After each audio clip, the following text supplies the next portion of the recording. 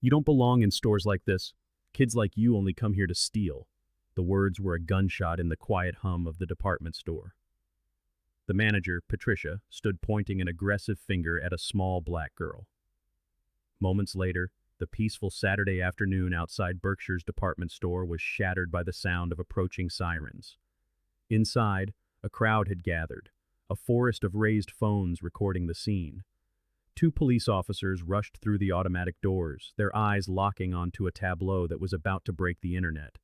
There, in the center of the jewelry section, stood 9-year-old Amara Johnson.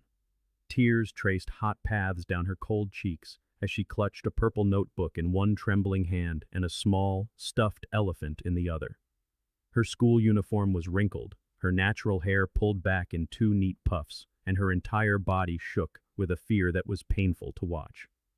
Officer Ryan Mitchell, a white officer in his 30s, grabbed Amara's thin arm. "Stay still, young lady," he commanded, his voice hard and authoritative. Store manager Patricia Hendricks stood just feet away, a flush of triumphant anger coloring her cheeks as she aimed an accusatory finger at the child. Beside her, security guard Tony Martinez nodded in agreement, his hand resting on his radio. Behind them, 3 other store employees watched with suspicious crossed arms. Patricia's voice rang out, loud and clear for the benefit of the surrounding shoppers. "Thank God you're here, officers. These people," she gestured toward Amara with disgust, "they send their kids in to steal because they know we won't arrest children. It's a whole operation. They think we're stupid." Amara's small voice broke through her sobs. "Please, I didn't do anything wrong. Please, just call my guardian, please." Officer Mitchell leaned down, his face inches from hers. "We'll decide who to call. First, you're going to tell us the truth." With shaking hands, Amara reached into her jacket pocket and pulled out her cell phone, desperate to call for help. But before she could even unlock it, Patricia lunged forward and snatched it from her small fingers. "None of that," Patricia declared. "You're not calling your accomplices. Nice try, sweetheart." Officer Keisha Davis, Officer Mitchell's partner and a black woman, stepped forward and nodded approvingly at Patricia. "Good catch," she said. "Can't be too careful these days." The crowd watched in stunned silence as the 9-year-old child, barely 4 feet tall, was treated like a hardened criminal. Some shook their heads in disgust at the scene. Others recorded frantically, sensing that something was terribly, terribly wrong. Amara's voice was barely a whisper. "I just wanted to do my homework." Patricia smirked, certain in her righteousness, confident she had caught a thief. She had no idea that in exactly 7 minutes, 3 cars would pull up to the curb outside. She had no idea who was about to walk through those doors. She had no idea that the little girl she was humiliating, the girl whose phone she was holding, whose arm was being gripped by the police, owned the entire store. The nightmare had begun the moment Amara Johnson walked through those automatic doors. It was 2:43 p.m. Her guardian, Diane, had just dropped her off, watching from the car as Amara walked in with her purple backpack and notebook. Amara was nervous, but excited. This was her first assignment for the Future Business Leaders program at Kensington Academy. Observe a local business and write a detailed report. She'd even worn her school uniform to look professional. In her backpack, she carried her official assignment letter, a checklist, colored pens, her lunchbox, a water bottle, and one other thing. A small framed photograph of her and her grandmother, Dorothy, who had passed away 18 months ago. It was her good luck charm. Amara approached the customer service desk where a woman named Jennifer Parks was organizing receipts. "Hello," Amara said politely. "My name is Amara Johnson. I'm here for the Future Business Leaders Observation Program. My teacher said everything was arranged." Jennifer looked surprised to see a child alone. "Are you sure you have the right store, sweetie? I don't think we were notified." Amara pulled out her official letter, a formal document on Kensington Academy letterhead. "Here's my letter," she said, pointing to her teacher's signature. Jennifer was still reading when Patricia Hendricks appeared, tall and thin with sharp features, her blonde hair pulled back in a tight bun. She had been the store manager for 15 years and ran what she called a tight ship. "What's going on here?" Patricia asked, her eyes immediately landing on Amara with suspicion. Jennifer handed her the letter. "She's here for a school observation program from Kensington Academy." Patricia scanned the document, her expression hardening. Kensington Academy was one of the most expensive private schools in the state. Kensington Academy. Patricia said slowly, her voice laced with skepticism. That's very prestigious, very expensive. How exactly did you get in there? The question hung in the air like an accusation. I'm on a scholarship, ma'am, Amara replied politely. I earned it through academics and an essay competition. Patricia's eyebrow shot up. A scholarship? How convenient. Did you verify this letter, Jennifer? Anyone can print something on fancy paper. This signature could be forged. It looks legitimate. I don't have time to verify every story, Patricia interrupted. And we don't allow unaccompanied minors. It's policy. But my teacher said it was all arranged, Amara pleaded. I have to complete this by Monday. It's 30% of my grade. Your teacher was mistaken. You'll have to come back with a parent. Seeing the child's face fall, Patricia offered a smile that didn't reach her eyes. Tell you what, you can stay for 30 minutes, but I'll be watching you. It wasn't an act of kindness. It was a threat. As Amara walked away, Patricia turned to the security guard, Tony Martinez. She lowered her voice, but not enough. Keep an eye on that one. Something's not right. A kid that age, alone, with some story about a school project, classic theft operation setup. Tony nodded seriously. You think she's casing the place? These people are getting sophisticated, Patricia muttered. They send in kids because they think we won't confront them. I'm not falling for it. Watch her. Check the cameras. From that moment, Amara's innocent assignment became a surveillance operation. Patricia followed 20 feet behind, pretending to straighten displays but never taking her eyes off Amara. Tony shadowed her from different angles. Soon, Sharon Mitchell, a senior sales associate, joined the watch. Amara did exactly what her assignment required. She observed the store layout, noted customer service techniques, and watched employee interactions. She was thorough and detailed, exactly the kind of student who earned scholarships. Then she reached the toy section. On the second shelf, something caught her eye. A gray stuffed elephant with black button eyes and floppy ears. Amara stopped. Her breath caught in her throat. It looked exactly like the one her grandmother Dorothy had given her when she was 4, the last gift before she got sick. She set her notebook on a shelf and gently picked up the elephant, cradling it in her arms. For a moment she forgot the store, the assignment, everything, lost in the memory of her grandmother's warm laugh and the way she'd say, "Amara, baby, you're going to do great things one day." Tears pricked her eyes as she glanced at the $28 price tag. "What do you think you're doing?" Patricia stood behind her, arms crossed, her face a mask of triumph. Tony stood beside her, with Sharon blocking the other end of the aisle. "I was just looking at it," Amara stammered. "For 5 full minutes?" Patricia challenged. "Tony, how long?" 5 minutes and 43 seconds, ma'am." "And where's your notebook?" Amara pointed to the shelf. "Right there. I put it down for just a second." "So you put down your school projects to hold expensive merchandise," Patricia sneered. "And you expect me to believe you weren't planning to steal it?" "No, it looks like one my grandma gave me before she died. I just wanted to hold it," Sharon scoffed. "Oh, here we go. The sob story. They always have one." Patricia held out her hand. "Give me the elephant. Now." Amara handed it over, her hands shaking. $28, Patricia announced loudly. "Tony, check the cameras. See if she concealed anything else in the 47 minutes she's been here." "I didn't take anything," Amara cried. "I was just doing my assignment." "Your notes," Patricia demanded, snatching the notebook. She scanned the pages, her eyes searching for proof of guilt in the neat, childish handwriting. "Aha. These notes mention our security cameras. You were documenting security blind spots. That's not a school project. That's reconnaissance." "No, my teacher said to observe everything. Don't raise your voice at me." Patricia turned to Sharon. "What does she have in that backpack?" Amara clutched the straps. "It's just my school stuff." But Patricia didn't wait. She grabbed the backpack and yanked it off Amara's shoulders so forcefully that the little girl stumbled backward. Tony caught her arm and not gently. "Let's see what you're really hiding." Right there, as customers began to gather, Patricia dumped the contents of the 9-year-old's backpack onto the floor.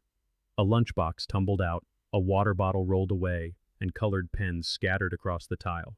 Her checklist fluttered down, and finally, the small, framed photograph. It landed face up. A younger Amara wrapped in her grandmother's arms, both of them laughing. a gray stuffed elephant held between them. Patricia picked it up with disdain. Who's this? Your grandmother?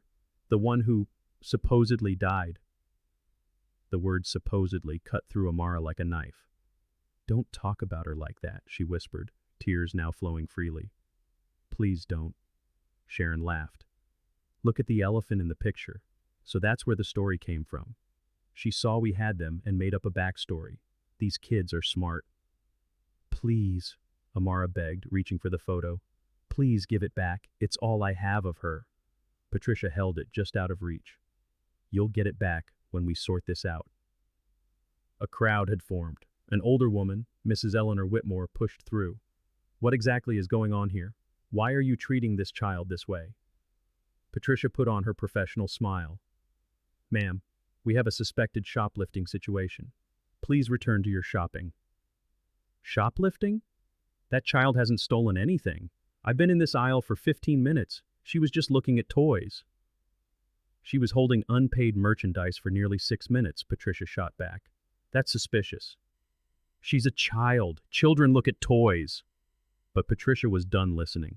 She had made up her mind the moment Amara walked in. She pulled out her cell phone. What are you doing? Amara asked, her voice trembling with terror. Patricia looked directly at her as she dialed. I'm calling the police. No, please, I didn't do anything. Just call my school. Call my guardian. But Patricia had already pressed the button. Yes, I need police at Berkshires Department Store, 425 Main Street. Shoplifting situation. Yes, a minor, 9 years old, black female, acting suspiciously, possibly concealing merchandise. Yes, I'll keep her here. Thank you. She hung up, a flicker of satisfaction in her eyes. They'll be here in 5 minutes, then we'll get to the bottom of this. Amara stood surrounded by hostile adults, her belongings scattered like garbage, her grandmother's photo in a stranger's hands, and the police on their way to arrest her for a crime she didn't commit. She was 9 years old, and she had never felt more alone, more helpless, or more terrified. Those 5 minutes felt like an eternity. Amara stood frozen, watching Patricia pace like a prosecutor preparing for trial. Tony and Sharon positioned themselves at either end of the aisle, blocking any escape. The crowd had grown to nearly 20 people, phones recording every agonizing second. Then she heard it, the approaching wail of sirens. The automatic doors burst open. Officer Ryan Mitchell entered first, his hand hovering near his belt. Behind him came Officer Keisha Davis, her expression cold and professional. Officers, thank God you're here, Patricia said, rushing toward them. That's her. She's been in my store for over an hour taking notes on our security and concealing merchandise. Officer Mitchell walked directly to Amara and firmly grasped her arm. Stay still, young lady. Amara's tears came harder. Please, I didn't do anything wrong. Officer Davis picked up the notebook and flipped through it, her face skeptical. What's your name? Amara Johnson. My guardian dropped me off. She's picking me up at 4. I was doing a school project. A school project? Officer Davis interrupted, disbelief dripping from her voice. On a Saturday? Alone? That's your story? Patricia stepped forward. Officers, she claims to be from Kensington Academy and expects us to believe she's here for some observation program. She claims her grandmother died and that this elephant reminds her of one her grandma gave her. Classic manipulation. Officer Davis took the framed photograph from Patricia. What was your grandmother's name? Dorothy, Amara whispered. Dorothy Mae Johnson. She died 18 months ago. Please don't talk about her like she didn't matter. The officer's expression didn't soften. She handed the photo back to Patricia. Tony stepped forward. Officers, I've been monitoring her on the cameras. She's been moving through sections, examining high-value items, taking detailed notes. Very suspicious. Sharon joined in. I witnessed it myself. She held that elephant for nearly 10 minutes. A middle-aged white man pushed forward from the crowd. Officers, I'm Bob Henderson.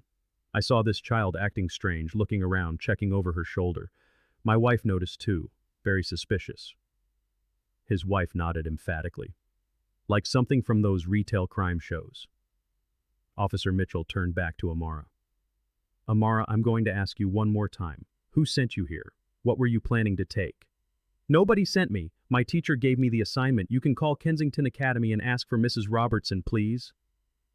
Kensington Academy, Officer Davis said slowly. How exactly did you get into a school like that? The implication hung heavy in the air. I'm on a scholarship, Amara said quietly, her voice full of defeat. I earned it. I got straight A's. Why won't anyone believe me? Mrs. Whitmore pushed forward again. Officers, excuse me. This child has done nothing wrong. The only crime she committed was shopping while black. Patricia whirled on her. Ma'am, you weren't watching her the entire time. I know what I saw. Officer Mitchell held up his hand. Ma'am, step back or I'll have to ask you to leave. That's when a young man in a manager's vest pushed through the crowd, holding a tablet. Excuse me, officers. I'm Marcus Webb, the assistant manager. I've been reviewing the security footage. This child did nothing wrong. Nothing. Patricia moved to intercept him. Marcus, this doesn't concern you. I have footage proving everything she said is true, Marcus insisted. Officers, please, just look. Patricia stepped between them. Officers, I have managed this store for 15 years. I know a shoplifter when I see one. I saw what I saw. Marcus stared at her in disbelief. You're going to ignore video evidence? I'm going to trust my experience, she snapped. And Marcus, stay out of this, unless you want to be written up. His jaw clenched. Write me up then. I'm not watching you do this to a child. Officer Mitchell shook his head. The store manager made a complaint. We have multiple witnesses. That's enough to investigate. He turned back to Amara. Have you taken anything from this store? No, I promise. Please believe me. Where's your phone? Officer Davis asked. She took it from me. Officer Davis took the phone from Patricia. Last call was to Mama Diane at 2:51. Canceled before it connected. She looked at Amara. Who's Mama Diane? My guardian. She's picking me up at 4. Please just call her. Her number is right there. The officers exchanged a glance. We're going to need to take you down to the station, Mitchell said. Amara's knees buckled. What? No, please, I didn't do anything. Please don't take me to jail. We're not arresting you, Officer Davis said, her tone softening slightly. We're taking you to sort this out. We'll call your guardian from there. But Mama Diane is coming here. She won't know where I am. Marcus stepped forward again. Officers, this is unnecessary. Her guardian is coming in 30 minutes. Just wait. Sir, step back. This is police business. Police business? He retorted. She's 9 years old. The footage proves her innocence. Patricia's voice cut through the noise. Marcus, that's enough. Officers, I apologize for my employee. I'll deal with him later. Deal with me? Marcus fired back. Patricia, do you understand what you are doing? That is a child. I'm protecting my store. Officer Mitchell tightened his grip on Amara's arm. We're walking to the patrol car now. You can come quietly, or this gets difficult. Amara looked desperately around the crowd. She saw Mrs. Whitmore crying. She saw Marcus, his face a mask of furious helplessness. She saw dozens of phones still recording, and she saw Patricia's satisfied smile. Please, she whispered one last time. Please don't do this. Just then, Officer Davis's radio crackled to life. Unit 7, be advised, multiple calls coming in regarding your location. Witnesses are reporting excessive force with a minor. What's your status? The radio crackled. 10-4, Officer Mitchell responded, his voice flat. Situation is under control. We're transporting the juvenile to the station for questioning. At those words, Amara's legs gave out. The terror, a cold, crushing weight, became too much to bear. She collapsed, and only Officer Mitchell's tight grip on her arm kept her from hitting the hard tile floor. Hey! Officer Davis moved in an instant. Is she having a medical emergency? Somebody get some water. Marcus was already kneeling beside her. Amara, look at me, he pleaded softly. Breathe. Just breathe. But she couldn't. A raw, ragged hyperventilation had taken over. Her small chest heaved, her vision swam in a blur of panicked tears. She was drowning in air. It was then that they heard it. The sharp, percussive slam of car doors outside. 1, 2, 3, in rapid succession. Through the large storefront windows, every head turned to see a convoy of executive vehicles, a black Mercedes, a silver Lexus, a sleek BMW SUV, pulling up to the curb with silent authority.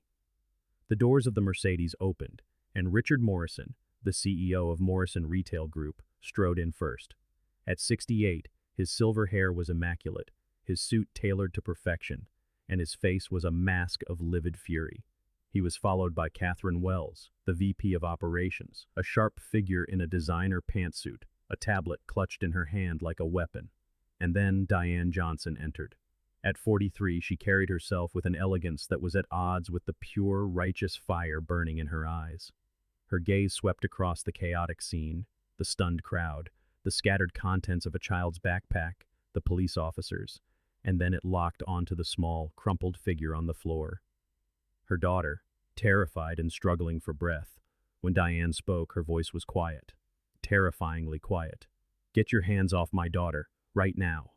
Officer Mitchell looked up, his confusion plain. "Ma'am, who are you?" "I'm Diane Johnson, Amara's legal guardian," she said, each word a chip of ice. "And you have just made the single biggest mistake of your career." Richard Morrison stepped forward, his eyes boring into the store manager. "Patricia Hendricks," he said, his voice low and dangerous. "You have exactly one chance to tell me what in the hell you've done." Patricia, who had been radiating smug confidence just moments before, felt her blood run cold. A terrible, sinking realization began to dawn. Morrison didn't raise his voice. He never needed to. He had built an empire, and when he spoke, worlds shifted. "Patricia Hendricks," he repeated, the name a condemnation. "What have you done?" Her mouth opened and closed, but no sound came out. The certainty that had fueled her for the past hour evaporated into sheer panic. "Mr. Morrison, I can explain. We had a shoplifting situation." "A shoplifting situation," Morrison echoed, the words dripping with contempt. "Involving a 9-year-old child who was here on official business. A child you had no right to lay a hand on." Catherine Wells stepped forward, tapping her tablet. "Patricia, I've been watching 3 different live streams of this for the last 20 minutes. They currently have over 50,000 views and climbing. Would you care to see what the internet is saying about Berkshires right now?" Patricia's face went ashen. "Live streams?" "Everything is documented," Catherine continued, her tone merciless. "You, dumping a child's backpack onto the floor. You, mocking her deceased grandmother. You, calling the police on a 9-year-old who was doing her homework. It's all gone viral, and it's all destroying this company's reputation in real time." Diane moved past them, her focus solely on her daughter. She dropped to her knees. "Let go of her," she said softly to Officer Mitchell. It was not a request. He released Amara's arm as if it were burning. Diane gathered her daughter into her arms, holding the trembling child close as sobs racked her small frame. "It's okay, baby. Mama's here now. You're safe." Amara clung to her, her voice a broken whisper. "They wouldn't believe me. I tried to tell them."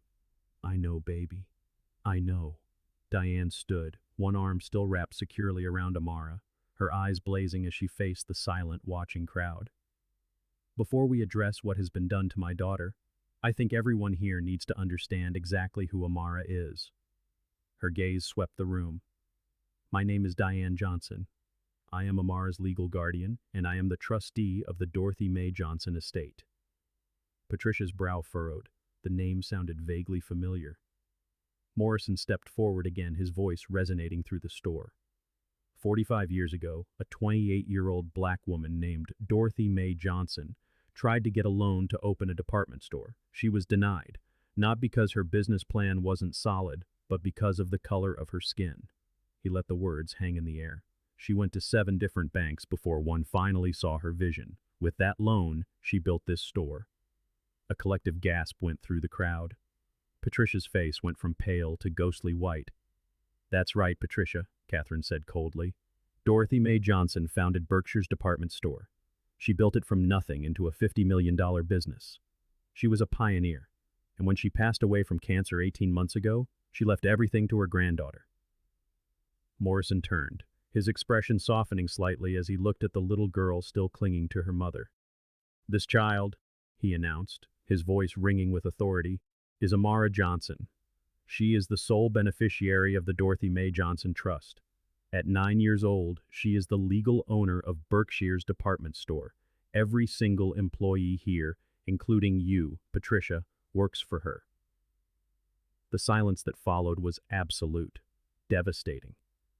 Tony, the security guard, took a stumbling step backward. Sharon's hand flew to her mouth. Officer Mitchell's hand dropped from his belt as if all strength had left it. Patricia looked as if she was going to be physically sick. That's That's impossible, she stammered. She's a child. She owns it through an irrevocable trust, Diane explained calmly. The Morrison Retail Group manages operations until she turns 18, but make no mistake, this store belongs to her. Every decision we make is in her name, for her benefit, to preserve her grandmother's legacy. Catherine showed her tablet to the two officers. Legal documents, trust papers, ownership records, all properly filed. Officer Davis looked at the screen, and her face crumpled. Oh my God! Marcus finally stood, his voice shaking with vindicated anger. I tried to tell you. The footage proves she did nothing wrong, but none of you would listen. The footage? Morrison said, his eyes sharp. Marcus, put it on the main display, now. Marcus quickly connected his tablet. The large screen above the checkout counters flickered to life. The entire store watched as the video showed Amara entering at 2:43 p.m., politely presenting her letter and facing Patricia's immediate, undisguised suspicion. They watched her walk through the aisles, taking notes for her project. Then they saw her stop in the toy section, her posture softening as she gently picked up a stuffed elephant. She held it for 3 minutes and 47 seconds, a look of quiet sadness on her face, before placing it carefully back on the shelf. Then Patricia appeared, and the brutal confrontation began. Marcus, Catherine said, show them the rest. More footage filled the screen. Different days, different customers, but one undeniable, sickening pattern of harassment and racial profiling, all orchestrated by Patricia. The crowd was horrified. An elderly woman began to sob openly. This, Morrison said, his voice thundering with rage, is what has been happening at Berkshires for years. Patricia, you have been running a racially discriminatory operation in a store founded by a black woman who fought that very same bigotry her entire life. The irony would be laughable if it weren't so utterly devastating. I was protecting the store, Patricia cried, a final desperate plea. I never meant... You never meant what? Diane's voice sliced through her excuse. To terrorize my daughter? To mock her dead grandmother? To have her arrested? What part of this didn't you mean to do, Patricia? I didn't know who she was. That is precisely the problem, Diane said, pulling Amara closer. You didn't need to know who she was. She was a child, a customer, a human being who deserved dignity. But you saw the color of her skin and decided she was a criminal. My mother built this store so that people like you wouldn't have power over people like her. You have desecrated her legacy. There was no response. Patricia had nothing left. Officer Mitchell cleared his throat. Ms. Johnson, on behalf of our department, I need to apologize. We should have investigated more thoroughly. Before putting your hands on a 9-year-old child, Diane finished for him. Yes, officer, you should have. Officer Davis stepped forward, her own eyes filled with tears. I am so deeply sorry we failed your daughter. We were supposed to protect her, and we failed. Morrison turned back to Patricia. Patricia Hendricks, you are terminated, effective immediately. Security will escort you out. He then looked at her accomplice. Sharon Mitchell, so are you. He pointed to the security guard. Tony, you're suspended without pay, pending a full investigation. Hand over your badge. As security arrived to remove the two women, the crowd instinctively raised their phones higher. Patricia's face, captured by dozens of cameras, finally showed a flicker of understanding. It wasn't just a job she had lost. Her reputation, her very name, was now a permanent viral monument to her own bigotry. Morrison addressed the room. To those of you who stood by and watched this happen, you share in this shame. But to those who spoke up, Marcus, Mrs. Whitmore, Jennifer, thank you.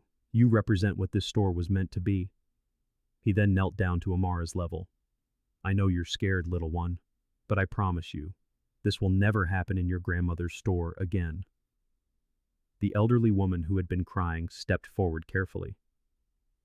Sweetheart, she said, her voice trembling. I knew your grandmother. Dorothy was one of my dearest friends. She would be so proud of you. Not because of what you own, but because even when you were terrified, you stood your ground and you told the truth. Amara looked up, her tear-streaked face holding a glimmer of curiosity. You knew my grandma? Oh, honey, I was here the day she opened the doors. The woman smiled.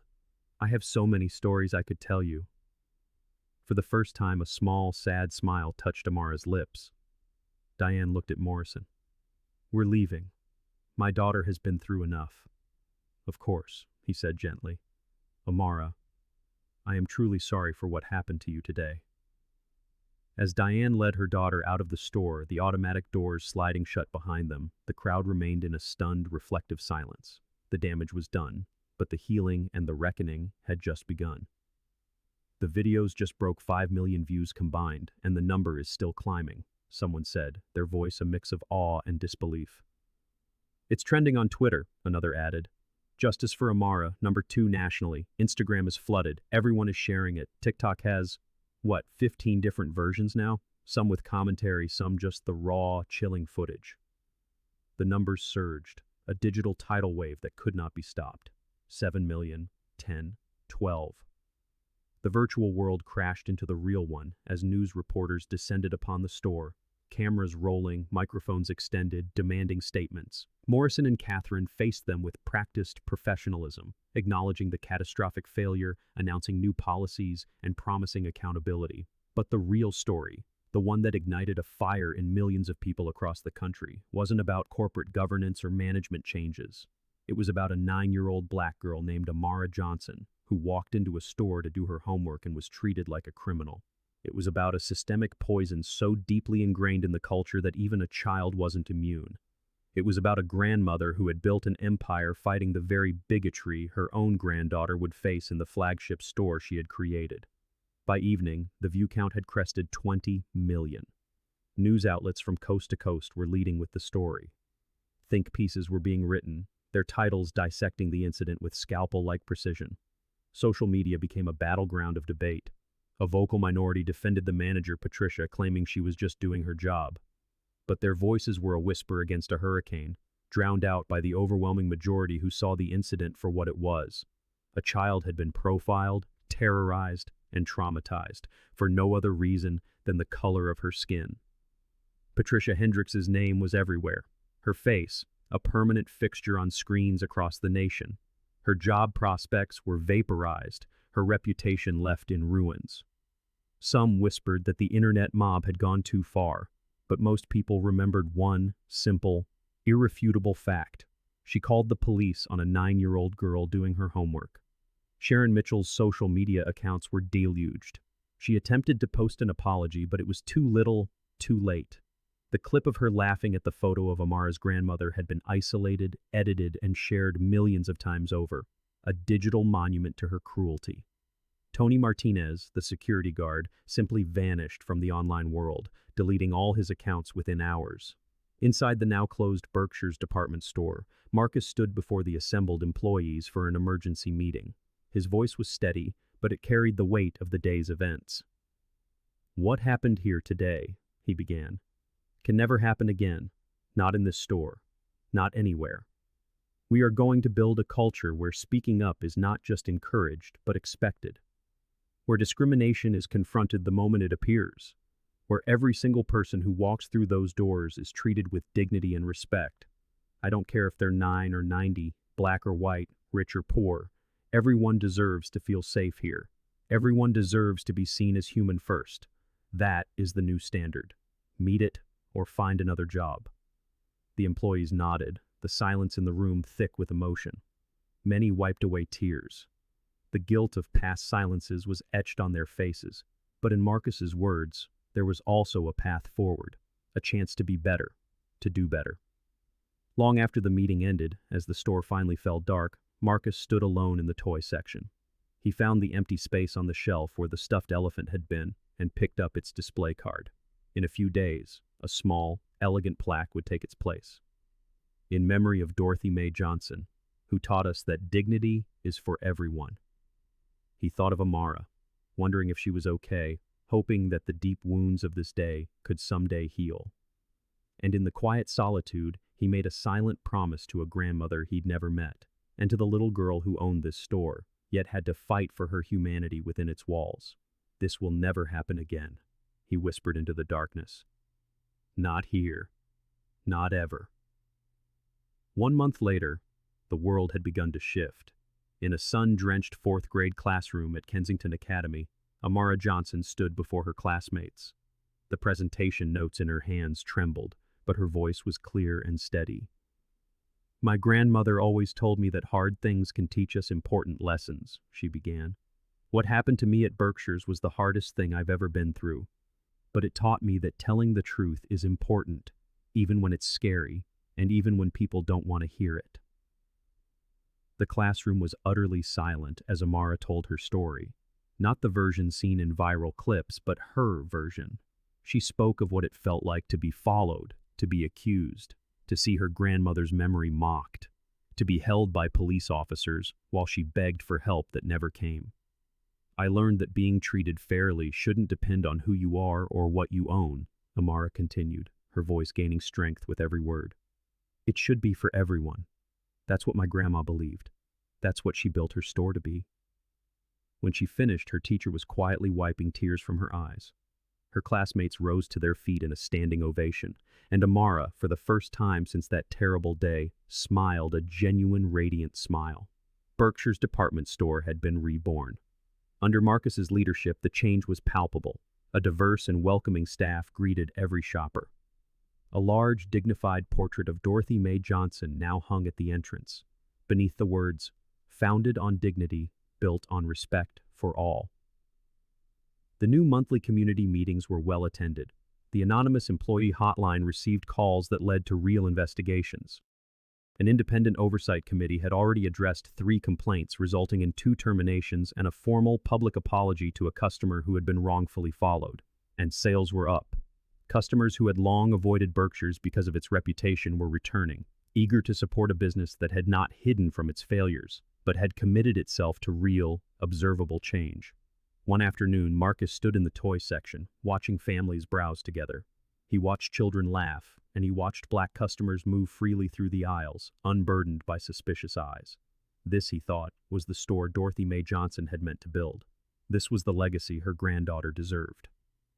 On a quiet Sunday, Diane and Amara drove to Greenwood Cemetery.